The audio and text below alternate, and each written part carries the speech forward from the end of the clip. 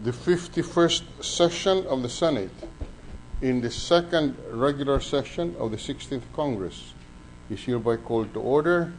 Senator Joseph Victor Ejercito will lead the chamber in prayer.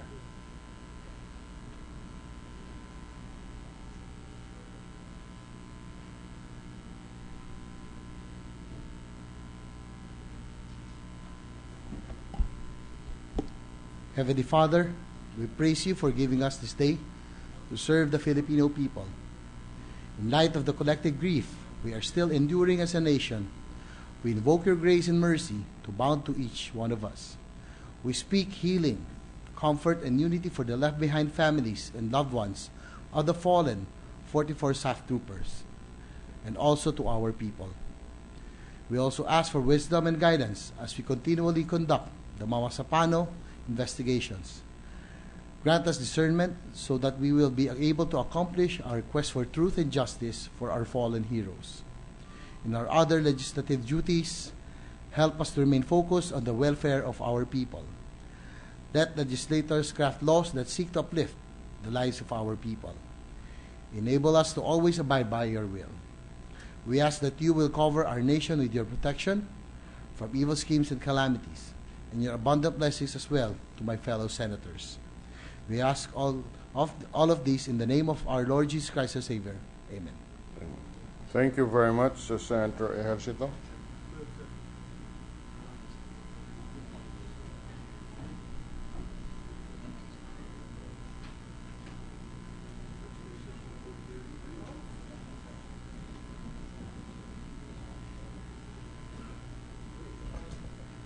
With the permission of the chamber, we declare a 1-minute recess. Oh. Huh? 13. This session is resumed. The secretary will call the roll. Roll call of members.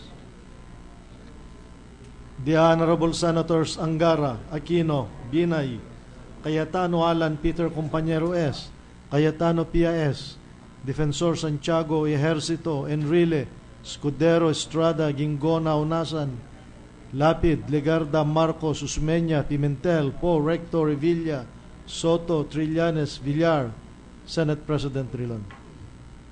There are 14 senators present. The chair declares the presence of the quorum.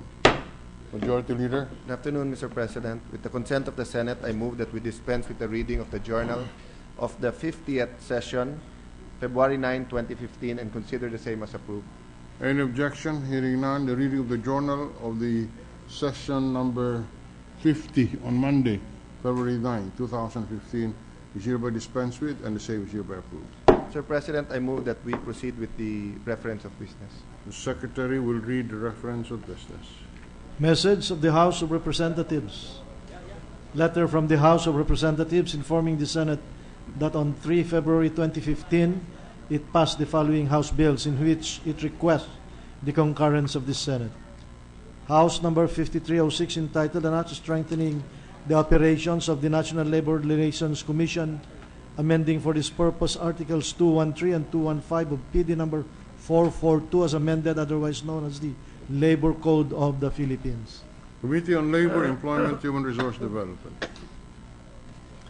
House number 5307, an act declaring the 4th week of September of every year as the National Thyroid Cancer Awareness Week. Health and Demography. House number 5308, an act instituting workers' claim as a statutory first lien on the assets of a bankrupt employer, amending for this purpose Article 110 of Presidential Decree number 442 as amended, otherwise known as the Labor Code of the Philippines. Committee on Labor, Employment, Human Resources Development. House number 5311, an act establishing and adopt a wildlife species program and providing incentives therefor. Committees on Environment and Natural Resources, Ways and Means, Finance. House number 1951, an act declaring the Tablao Waterfalls and its premises located in Barangay Tablao, Colombia, Sultan Kudarat as an ecotourism site and appropriating funds therefor. Tourism and Finance. House Number 2165, an act declaring Mount Tapulaw in Zambales as an ecotourism zone and protected area and appropriating funds therefore. Environment and Natural Resources, Tourism, Finance. House Number 2192, an act declaring the municipality of Barlig in Mountain Province as a tourism development area and appropriating funds therefore. Tourism and Finance. House Number 2370, an act declaring the pilot cave in its premises located in Barangay Santo Niño, Bagong Bayan, Sultan Kudarat Province as an ecotourism site and appropriating funds therefore. Tourism and Finance. House Number 4087, entitled an act creating a barangay to be known as Barangay Navy in the municipality of Capas, Province of Tarlac. House Number 4559, an act creating a barangay to be known as Barangay Central Signal Village in the city of Taguig, Metro Manila. House Number 4561, an act creating a barangay to be known as Barangay Tanyag in the city of Taguig, Metro Manila. House Number 4562, an act creating a barangay to be known as Barangay Katuparan in the city of Taguig, Metro Manila. House Number 4563, an act creating a barangay to be known as Barangay North Signal Village in the city of Taguig, Metro Manila. House Number 4564, an act creating a barangay to be known as Barangay North Taanghari in the city of Taguig, Metro Manila. House Number 4566, an act dividing a barangay Mangagoy in the city of Bislig, Province of Surigao del Sur into 8 distinct and independent barangays to be known as Barangays 1, 2, 3, 4, 5, 6, 7, and 8. House Number 4567, creating a barangay to be known as Barangay Kumawas in the city of Bislig, Province of Surigao del Sur. House Number 4572, creating a barangay to be known as Barangay Bulanao Norte, city of Tabuk, Province of Kalinga.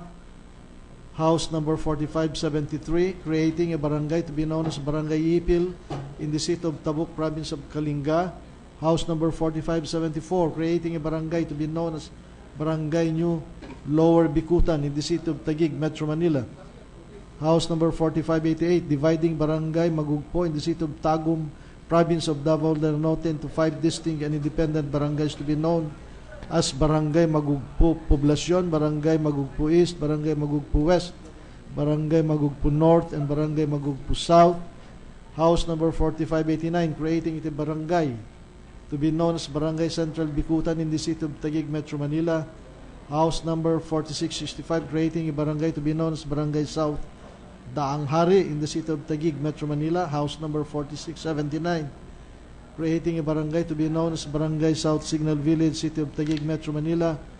House Number 4774, creating a barangay to be known as Barangay Victoria Reyes in the city of Dasmariñas, Province of Cavite. House Number 4775, creating a barangay to be known as Barangay New Era in the city of Dasmariñas, Province of Cavite. And House Number 4776, creating a barangay to be known as Barangay New Era in the city of Dasmariñas, Province of Cavite. To the Committees on Local Government and Electoral Reforms, People's Participation.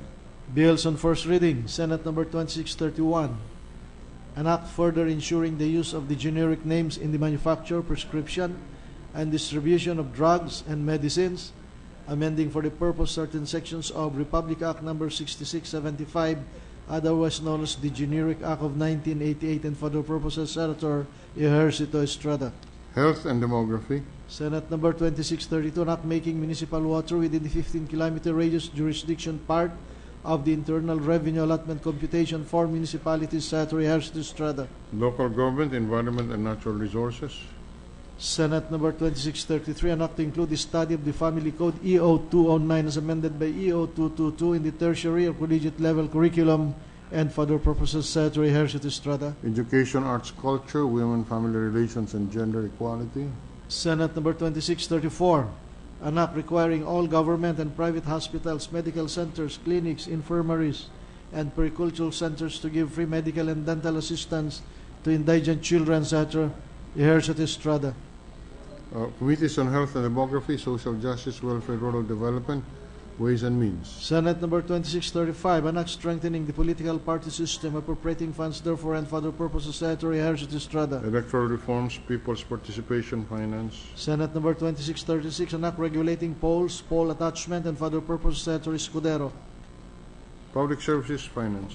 Senate Number 2637, an act declaring every 10th of February of each year as National Safer Internet Day in the Philippines, by Senator Paolo Benigno Bamaquino IV. Public Services, Science and Technology. Resolutions. PS Resolution number 1155 expressing the full support and active participation of the Senate in the observance of the month of October of every year as buwan ng kasuotang Filipino or Filipino Attire Month and the wearing of Filipino attire every first Monday of the month by Senator Legarda. Rules. PS Resolution number 1156 recommending the posthumous awarding of the Medal of Valor to the 44 PNP staff officers who sacrificed their lives in Mama Sapano, Maguindanao in the performance of their duty and commending them for the exemplary courage and heroism by Senator Paolo Benigno Bamaquino IV. Rules. Communications letter from Secretary Florencio Biabat, Department of Budget and Management, dated 23 December 2014, addressed to Speaker Feliciano R. Belmonte Jr. of the House of Representatives, copy furnished Senate President Franklin M. Drilon, transmitting Republic Act number 10651, or the fiscal year 2015 General Appropriations Act, and the President's veto message. To the archives. Letter from the President, Office of the President of the Philippines, transmitting to the Senate 2 original copies of Republic Act number 10652, entitled an act appropriating the sum of 22,467,608,000 pesos as supplemental appropriations for fiscal year 2014 and for other purposes, signed by His Excellency President Benigno Aquino III on 23 December 2014.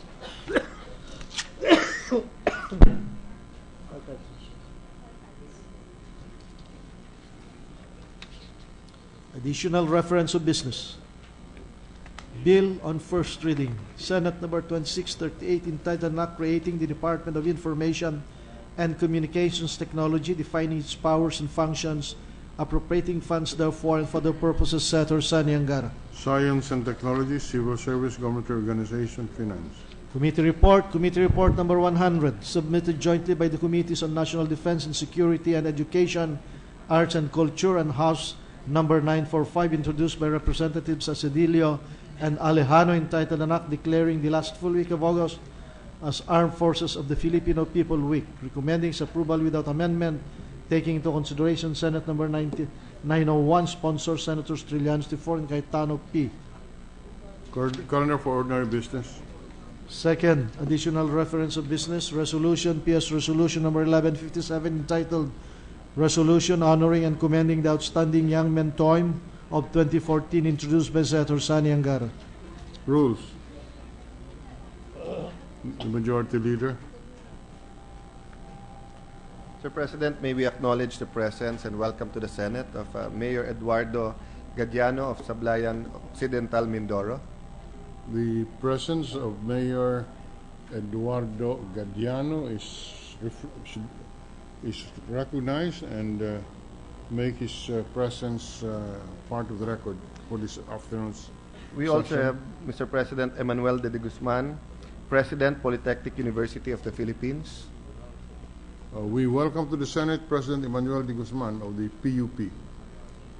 We will welcome later on, Mr. President, in the resolution the winners of the search for the outstanding young men and women of 2014. But in the meantime, may we just recognize the chairman of the search committee, Attorney Mark Lester Manalo, together with members of the Junior Chamber International, JC's International Philippines Inc., Ernest Hernandez and Jeffrey Padona. Welcome to the Senate, and let the record reflect the presence of our guests. Mr. President, with the consent of our colleagues in the Senate, I move that we consider proposed Senate Resolution number 1116, taking into consideration proposed Senate Resolution number 1157. Any objection? Hearing none, consideration proposed Senate Resolution 1116 is in order. Mr. President, may we request the Secretary to read the title and the text of the said measure. Secretary will do so.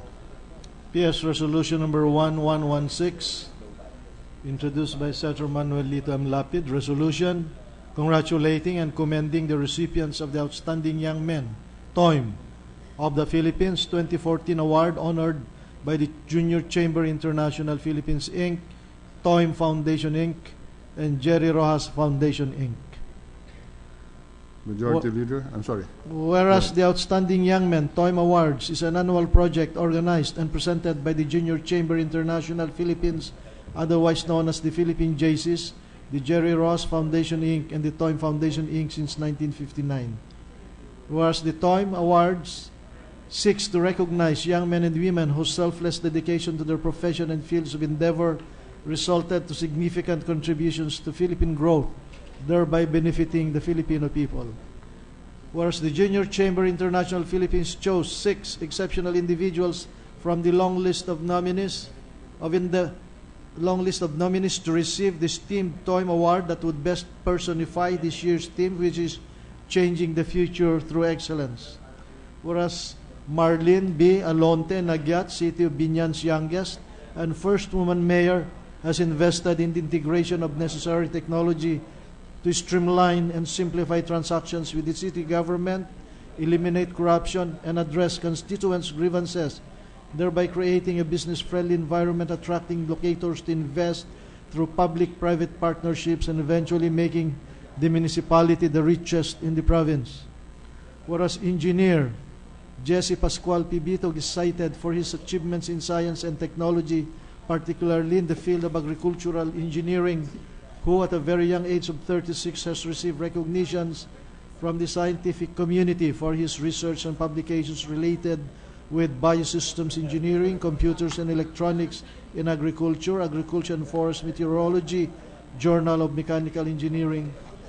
Whereas Senior Business Reporter for the Philippine Daily Inquirer, Maria Doris Dumlao, this year's awardee for journalism, is being hailed for numerous accolades, among which are Google's 20 most influential Filipinas, Fashion One's 10 women of style and substance, Asia Society's Asia 21 Young Leaders for 2011, and her invaluable contributions at the World Economic Forum's Global Advisory Council in Southeast Asia. Whereas Liloan's youngest mayor, Vincent Franco de Frasco, is being recognized for his unique style of leadership, which transformed this sleepy town into a first-class municipality with its trailblazing programs such as the Purok system and with instituting mechanisms that ensure his people's access to quality education and health care. Whereas Deputy Head of the Philippines Armed Forces Research Institute of Medical Sciences, AFRIMS Virology Research Unit, Dr. John Mark S. Velasco, is being honored for his efforts in the early detection of the pandemic H1N1 2009 strain among our soldiers that resulted to the early containment and control of said disease, and for his various contributions in medical science and public health, such as the establishment of the AFPMC Department of Research and Training in the fund acquisition and design of several molecular laboratories for emerging diseases for the Department of Health. Whereas columnist, attorney Oscar Franklin B. Tan empower ordinary Filipinos to explore law in our democracy with his articles where he simplifies high-level legal issues for the appreciation of the general public, regularly summarizes Supreme Court hearings, thereby encouraging the public to follow the intellectual drama behind these cases as they happen, and highlights the law behind daily headlines. Whereas this year's awardees will join the ranks of outstanding Filipinos have been honored by the Junior Chamber International Philippines throughout the past 55 years. Whereas the Philippine Senate proudly joins the Junior Chamber International Philippines Inc., TOIM Foundation Inc., and the Jerry Ross Foundation Inc., and in congratulating and commending the Filipinos who have proven their mettle for service of the greater good through the Outstanding Young Men TOIM of the Philippines 2014. Resolved, as it is hereby resolved that the Senate of the Philippines congratulates and commends the recipients of the 10 Outstanding Young Men TOYM of the Philippines 2014 Award, honored by the Junior Chamber International Philippines Inc., TOIM Foundation Inc., and the Jerry Rojas Foundation Inc., namely 1. Marlene B. Alonte Nagyat for Government and Public Service. 2. Engineer Jesse Pascual P. Bitog, PhD for Agricultural Engineering. 3. Maria Doris C. Dumlao for Journalism. 4. Vincent Franco D. Frasco for Public Administration. 5. Dr. John Mark Velasco for Medical Science and Public Health. 6, Attorney Oscar Franklin B. Tan for Law. Majority Leader. Mr. President, may I request that all senators present be made co-authors of the said measure, especially the 8 members who are also proudly alumni or members of the TOYM awardees, Mr. President. Yes. The members present are made co-authors. The Majority Leader may wish to make of record the present members of the Chamber who were previous awardees of this prestigious award. May I ask the senator with the better memory, Senator Loren, to narrate the 1/3 of the senators who are also humbled and proud to be members of the TOY. That does not reveal the age of the awardees. Thank you, Mr. President. It is my honor to state, to the best of my recollection, the present members of the exactly 1/3 of the 24 senators who have been awarded in previous years the 10 outstanding young men, which includes a woman, Mr. President. Not in the order of chronology in terms of age or beauty, Mr. President. Senator Gregorio Honasan. Not in beauty, certainly, Mr. Honasan. Not in beauty or bravery or age. Correct me if I'm not correct. The Secretariat of the JCs and the TOYM Foundation are here. They can correct me. So first, Senator Gregorio Honasan, who's an incumbent senator. Senator Miriam Defensor Santiago, yes, still present. Senator J.V. Ejercito, Senator Chis Escudero, Senator Alan Peter Cayetano, Senator Sani Angara, Senator Bam Aquino. That's 7. And there are 8, Mr. President. The 8th is yours truly, Senator Loren Legarda. Thank you very much to Senator Loren. Mr. President, I move that we approve proposed Senate Resolution number 1116, taking into account proposed Senate Resolution number 1157, subject to style. Any objection? Hearing none. Proposed Senate Resolution number 1116, taking into consideration proposed Senate Resolution 1157, is hereby approved, subject to style. Mr. President, as we are all proud of this year's awardees, I move that we suspend the session to allow the senators to congratulate the awardees. Yes. Session is suspended.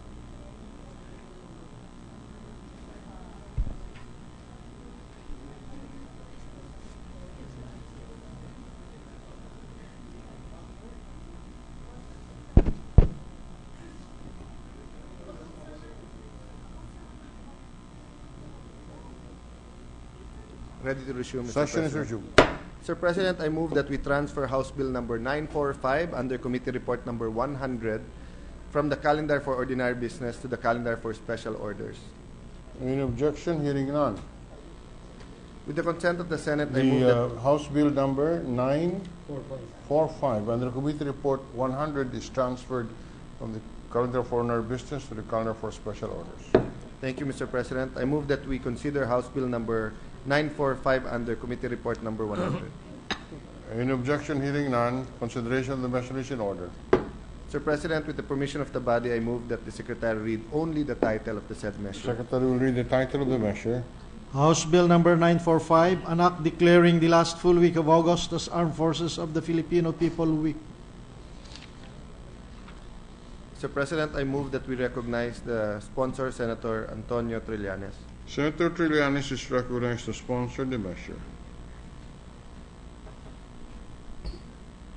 Thank you very much, Mr. President. Your Committee on National Defense and Security has the honor to sponsor House Bill number 945, also known as the Armed Forces of the Filipino People Week, under Committee Report number 100. Mr. President, the members of the military or the Armed Forces of the Philippines, who are the officers, men and women of the Philippine Army, Philippine Navy, and the Philippine Air Force, occupy a unique and special place in our nation's hierarchy and history. As members of the profession of arms, they are part of the biggest organization in the country that is legally authorized to use lethal force in defense of our Constitution, our government, and our territorial integrity. Being a member of the military is not just a job or occupation, it's a way of life.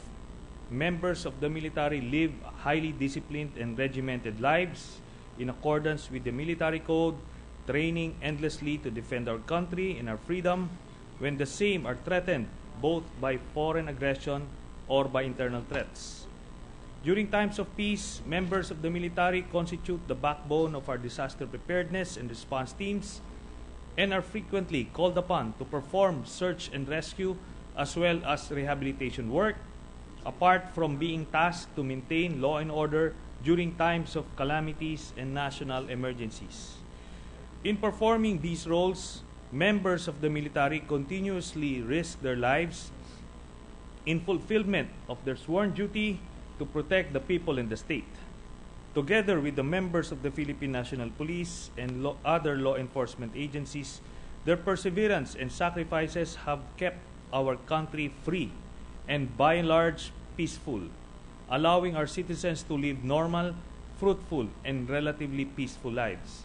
Historical accounts attest to the nobility and courage of the members of the Armed Forces of the Philippines, which traces its roots to the Tejeros Convention in 1897, when the revolutionary government of General Emilio Aguinaldo created the Philippine Army under Captain General Artemio Ricarte. This army was the offshoot of the revolutionary forces which took up arms against the Spanish government from August 30, 1896 up to December 10, 1898, when the Treaty of Paris was entered into by the United States of America and Spain. From the time of the Revolution to the Second World War up to the present, the selfless service of our military personnel remain to be one of the cornerstones of our country's freedom, peace, and security. Indeed, today, as in the past, not only are they called upon to protect and defend their country, there are times that members of the military are called upon to render the ultimate sacrifice of laying down their lives in defense of our country, our institutions, and our democratic way of life. In exchange for their unwavering fidelity and their life of service to the country, the least that we can do is to recognize the contributions of members of the military through the public recognition and appreciation of the work they do and the sacrifices they undertake for our nation and our people. The observance of the Military Appreciation Week, which is being proposed under this legislative measure, is not only an effective and tangible way of honoring the sacrifices already made and those to come, It is also important in sustaining the morale of past and present members of the military, as well as the morale of their units and even members of their families. This bill seeks to officially recognize the men and women of the military by declaring the last full week of August as the Armed Forces of the Filipino People Week. During this important week, the nation shall honor, remember, and recognize military personnel, the men and women who have served our nation throughout our country's history, and particularly those who are on active duty in all branches of the military service, as well as our retirees, veterans, and their families. It is noteworthy to mention that the House of Representatives has already passed this measure on third reading. It is the hope of your committee that this august chamber will immediately and favorably act upon this measure to demonstrate this chamber's much-needed support for our beloved military personnel. In view of the foregoing, I earnestly urge our colleagues to support the immediate passage of this measure. Thank you, Mr. President. Thank you, Senator Villanes. Mr. President, I move that we suspend consideration of House Bill number 945 under Committee Report number 100. Carried. Mr. President, with the consent of the Senate, I move that we resume consideration of Senate Bill number 2434 under Committee Report number 82. This is the Philippine Agricultural and Biosystem Engineer Bill, Mr. President. Consideration of the measure is in order. Mr. President, the parliamentary status of the measure is that we are in the period of interpellation. Yesterday, the minority leader, Senator Soto, finished his questions to the sponsor, Senator Trillanes. For today, no other senator wishes to interpellate on the measure. I thus move that we close the period of interpellation. The period for interpellation on Senate Bill 2434 is hereby terminated. Mr. President, I move that we open the period of committee amendments. Period for committee amendments is in order. Mr. President, I move that we recognize the sponsor, Senator Antonio Trillanes. Senator Trillanes is recognized. Thank you very much, Mr. President. There are no committee amendments, Mr. President.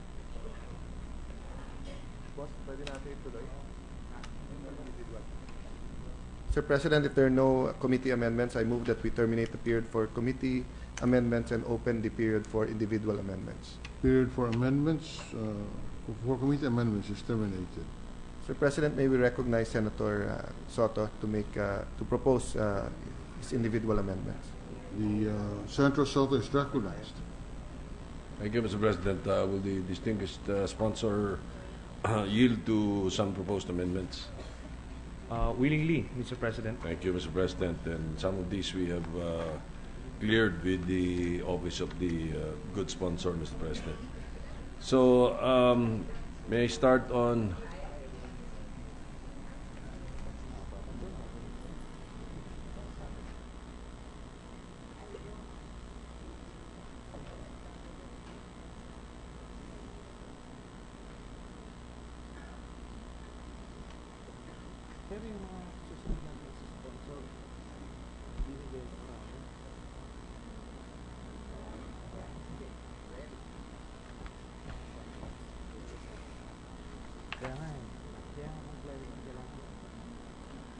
May I start on page 2, section 3E, line 14, Mr. President.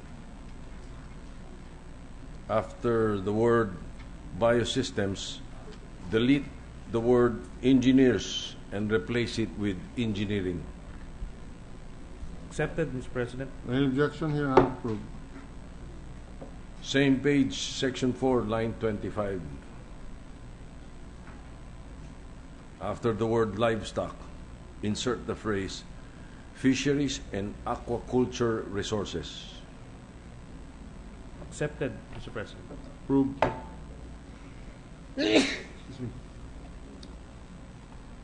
On page 4, section 4J, line 20, Mr. President. After the word accredited, insert the word integrated. So it will read accredited, integrated, professional organization. Accepted, Mr. President. Approved. On the same page, in section line 23, change the acronym APO to AIPO. Accepted, Mr. President. Approved.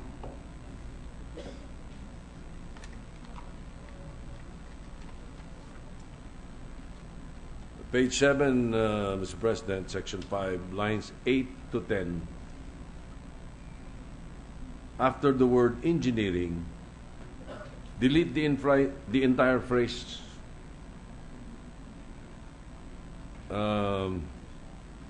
which reads, and may perform other acts or conduct other activities that may be determined by the board subject to approval by the Professional Regulation Commission in the light of the trend of the practice of the profession. Accepted, Mr. President. Any objection, Your Honor? Thank you, Mr. President. A period will suffice after line 8, after engineering, Mr. President. Thank you. Now, on page 10, section 11M, in line 26, after the word temporary,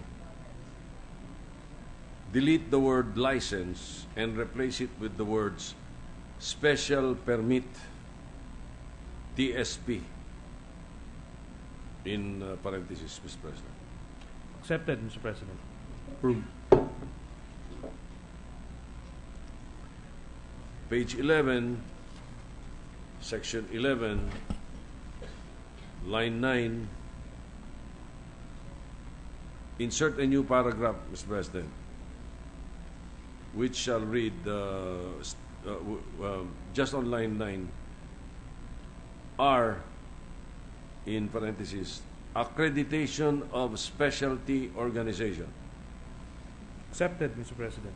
Approved. The sentence afterwards follows. Thank you, Mr. President. Still on the same page, section 12, line 14, after the word administrative, insert the words control and. The board shall be under the administrative control and supervision of the Commission. That's how it will read now, if accepted by the sponsor, Mr. President. Accepted, Mr. President.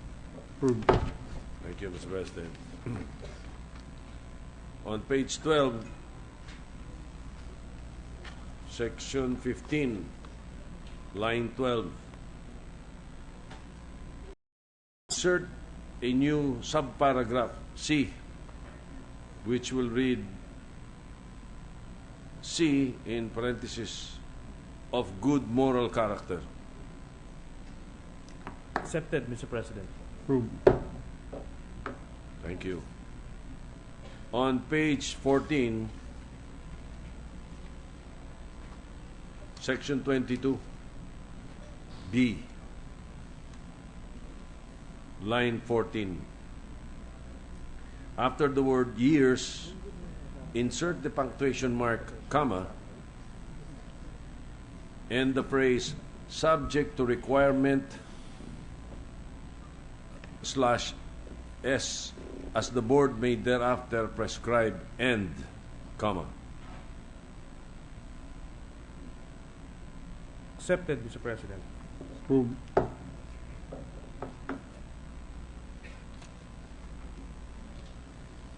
On page 15, section 24H,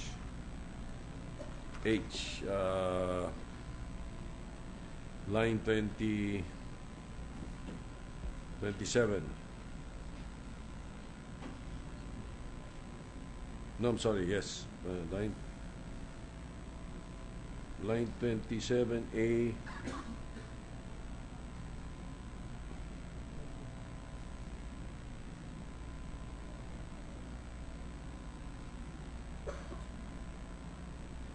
Line 29. No, tama. I think I'm looking at the old copy, Mr. President. This formerly Section 27A. Delete the word "innued" and replace it with "renewed." It's editorial, Mr. President. Accepted. Renewed. Accepted, Mr. President. Thank you, Mr. President. On page 17,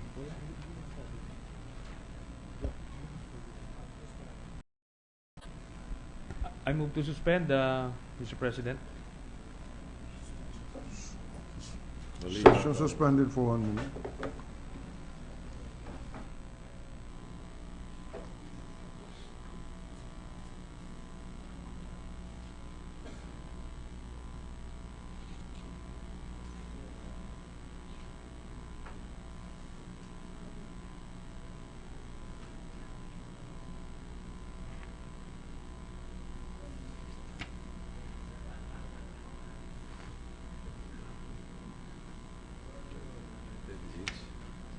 they do it illegally.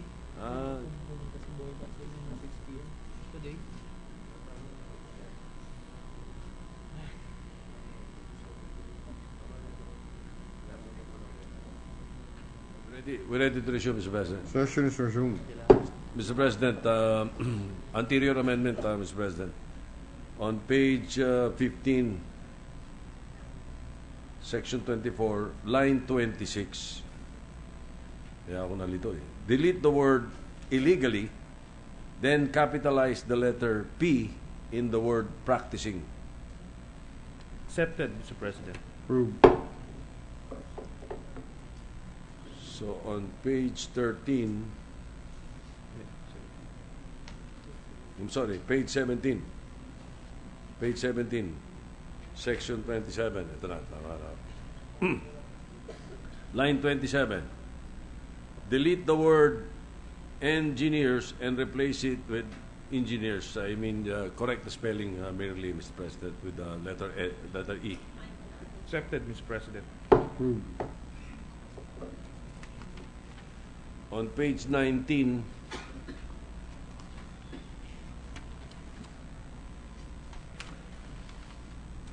line 31, Leila.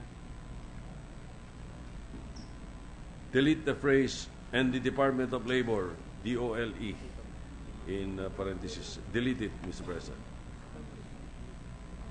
This is to be consistent with the mandates of the board, the PRC and the DOLE. The issuance of special temporary permit is under the jurisdiction of the board and PRC, while alien employment permit is with the DOLE, Mr. President. That is the justification for the amendment, Mr. President. Accepted, Mr. President.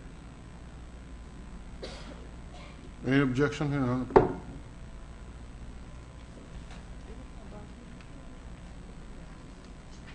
On page 20,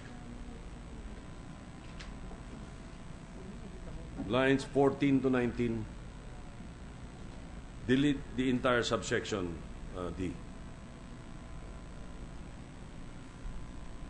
Accepted, Yes. Mr. President. Approved. Thank you, Mr. President.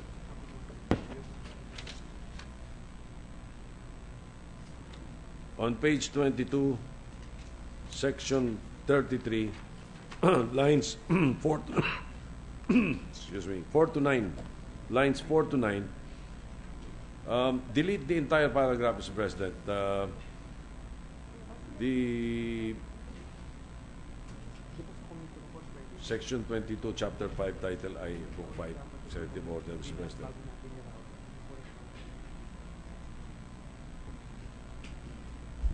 Executive Order number 292, Mr. President, which already provides that the establishment, administration, and maintenance of qualification standards shall be the responsibility of the department or agency with the assistance and approval of the Civil Service Commission. So, this would not be necessary, Mr. President. Page 22. Accepted, Mr. President. Approved. Thank you, Mr. President. On the same page, line 11, after the word agricultural, insert the words "and biosystems" for Accepted. consistency, Mr. President. Accepted, Mr. President. Approved. Thank you. On page 27, section 40, line 7. I'm sorry, wait. Section 40.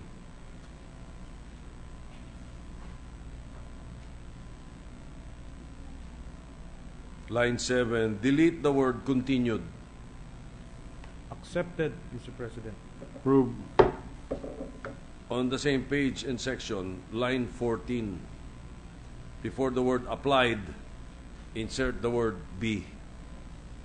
Accepted, Mr. President. Still on the same page and section, line 16, delete the phrase and may be transferred pursuant to and replace it with the phrase subject to credit transfer under the. Accepted, Mr. President. Approved. Still on the same page, Mr. President, section 41, lines 21 to 25. Delete the entire section and replace it with enforcement. Section 41, enforcement. It shall be the primary duty of the Commission and the Board to effectively implement and enforce the provisions of this Act and its implementing rules and regulations, conduct investigations on complaints including violations of the Code of Ethics and professional standards of the profession, and prosecute the same when so warranted. Period, Mr. President. Accepted, Mr. President. Approved.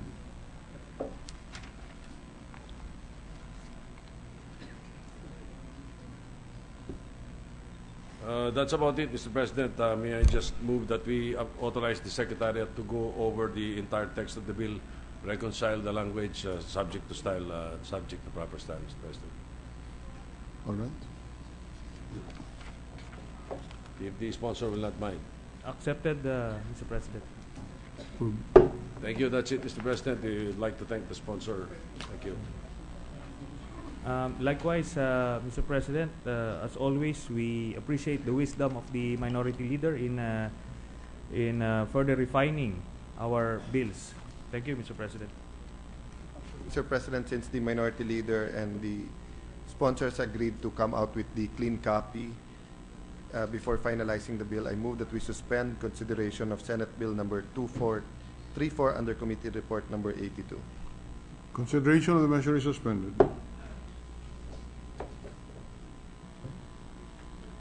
Mr. President, I move that we transfer Senate Joint Resolution number 12 under Committee Report number 99 from the calendar for ordinary business to the calendar for special orders. Any objection? Hearing none.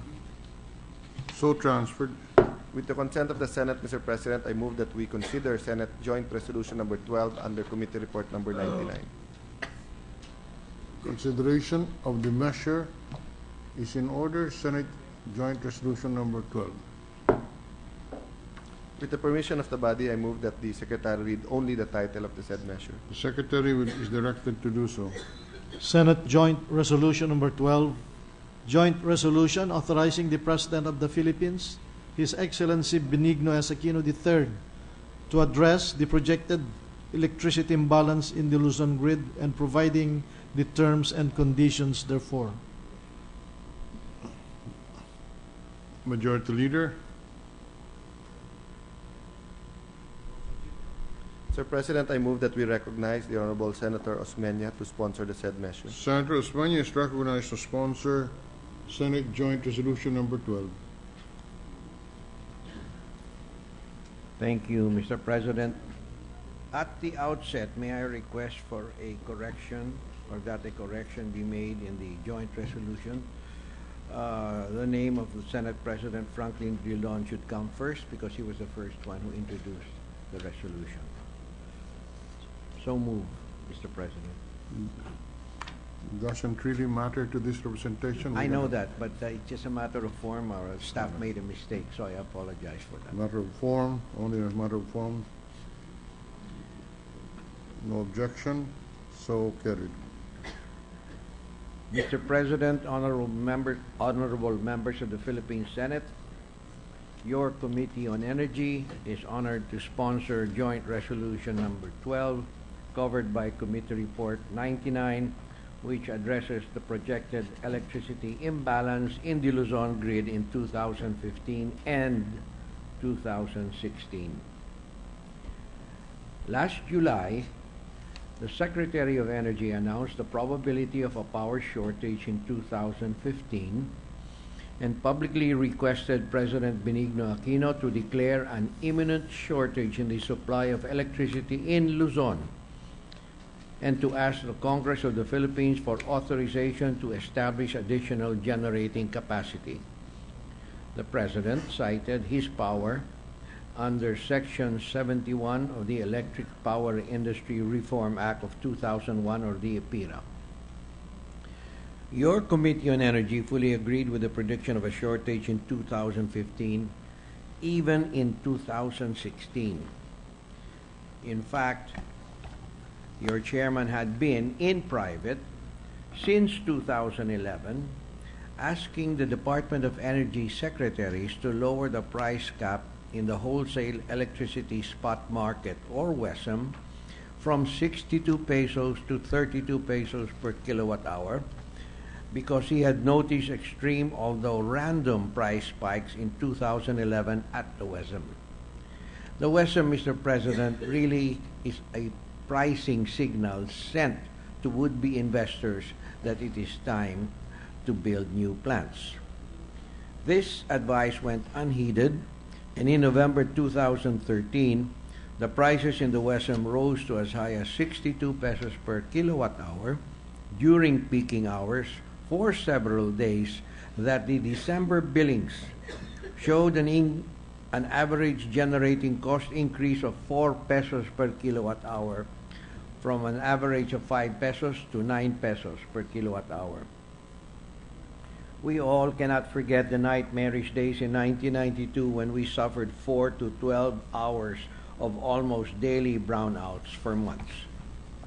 The knee-jerk reaction of the administration of President Fidel Ramos was to ask Congress for sweeping powers to contract without need of open competitive bidding an unlimited amount of electricity capacity, and Congress responded by passing the Electric Power Crisis Act of 1992, or Republic Act 7648. The rest is painful history. The government signed up highly priced power supply agreements and also contracted too much power that by December 1994, the World Bank warned of a political backlash when the Filipino consumer learns that he would soon be made to pay for electricity he could not even use. That was when the phrases take or pay and PPA, or purchase price agreements, gained notoriety. Between 2001 and 2010, hardly any new generation plant was built. Consumers had to work off the supply overhang. But by 2010, it became time again to build, because the power supply and demand lines were set to intersect in 2015. Power demand had been growing at around 4% a year. This means over the past 5 years, from 2010 to 2014, power demand grew an aggregate 22%, or equivalent to 1,600 megawatts, without our building a new plant, except for the 600 megawatt GN Power coal plant in Mariveles, which is continually out of commission because it seems to be a lemon of a plant. And older plants such as the 700 megawatt Sucat, 100 megawatt Pinamukan, and others had also been decommissioned owing to old age. Mr. President, it takes around 5 years to construct a power plant.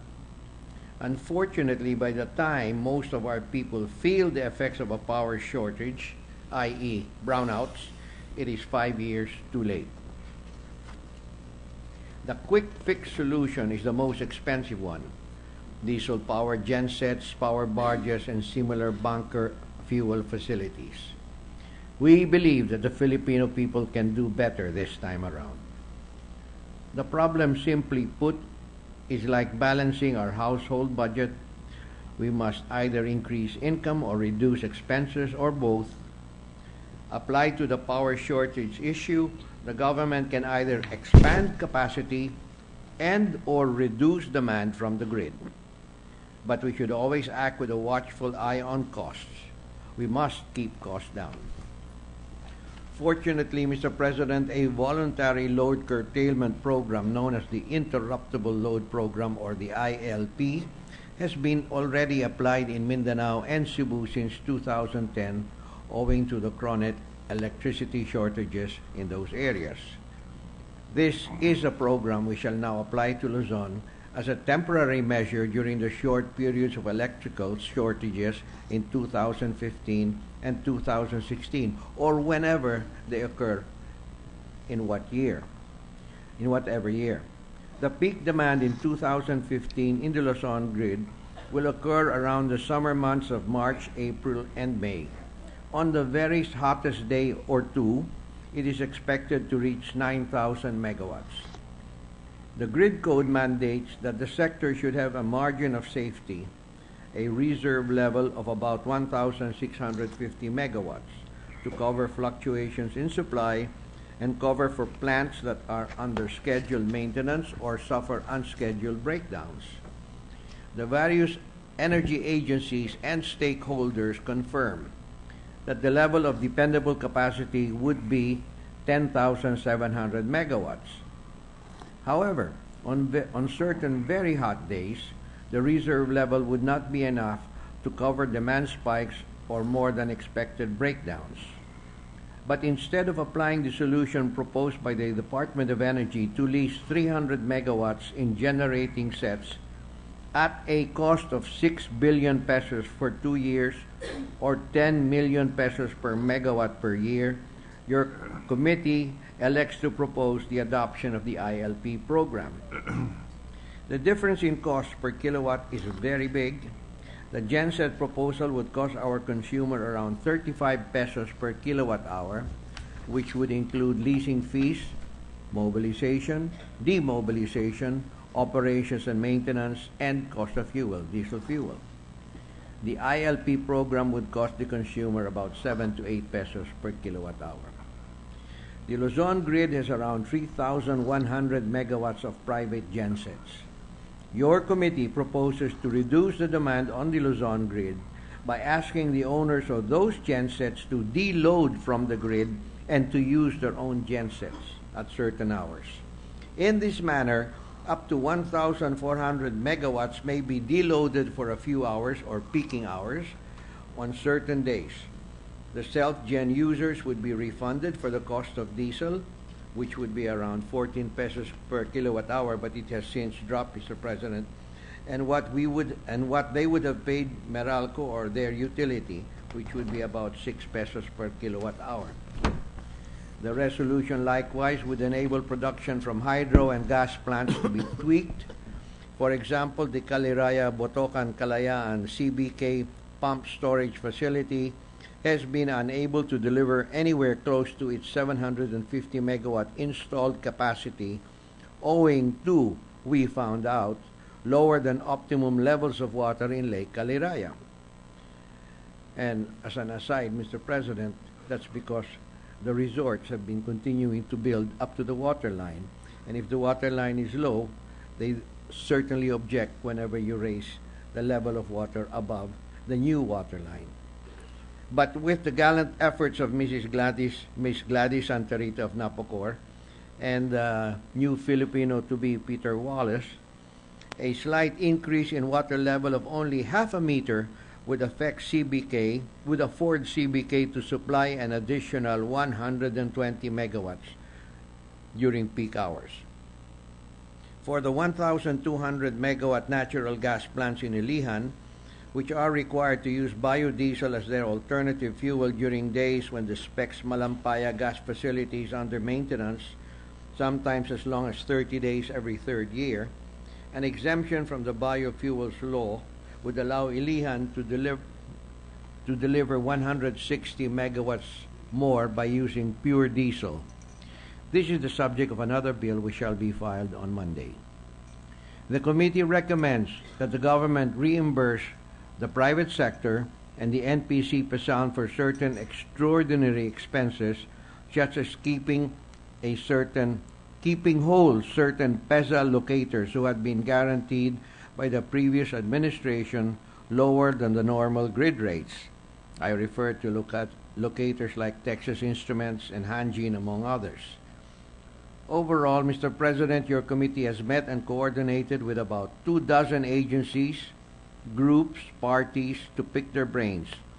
The result is the resolution now up for your consideration and approval. Your committee stands ready to respond to queries on issues pertinent to one of the most complex and ever-changing industrial sectors in the world. We believe that this special measure would also alleviate the impending power shortage at least cost to the Filipino and would enable government to keep its word that it would not compete with investors in the generating sector. We are hopeful, Mr. President, that this resolution will merit the timely consideration and approval of this honorable chamber. Thank you, Mr. President. Thank you, Senator Osmeña. Mr. President, I move that we suspend consideration of Senate Joint Resolution number 12 under Committee Report number 99. Before we do that, the chair would like to recognize the effort and time devoted by the chair of the Energy Committee, Senator Osmeña, in coming up with this report and the proposed resolution. Thank you, Mr. With that, President. we suspend consideration of the measure. Mr. President, just an administrative matter. In consultation with the two chairmen concerned and after checking with the rules of the Senate, the Senate in plenary has approved primary referral of the following bills. Senate Bill 2583, entitled An Act Providing for a Comprehensive Nursing Law Towards Quality Healthcare System, repealing for this purpose Republic Act 9173, otherwise known as the Philippine Nursing Act of 2002, and appropriating funds thereof. And Senate Bill number 1840, 1237, 1009, and 622, all entitled An Act Instituting Reforms to Further Protect and Develop Nursing Profession, repealing for the purpose Republic Act number 9173, otherwise known as the Philippine Nursing Act of 2002, to the Committee of Health and Demography, while secondary committee was to the Committee on Education, Arts and Culture, and to the Committee on Finance. Mr. President, with the consent of the body and the concerned chairpersons, I move that the primary referral of the aforementioned bills be transferred to the Committee on Health and Demography, to the Committee on Civil Service and Government Reorganization, and the second referral of the aforementioned bills will be transferred to the Committee on Education, Arts and Culture, to the Committee on Health and Demography, and to the Committee on Finance. Sir President, this is consistent with the bills that we transferred last week to the Committee on Civil Service and Government Reorganization. So transferred. Thank you, Mr. President. Mr. President, I move that we adjourn the session until 3 o'clock in the afternoon, Wednesday, February 11, 2015. Session is adjourned until Wednesday, February 11, 2015, 3 o'clock in the afternoon.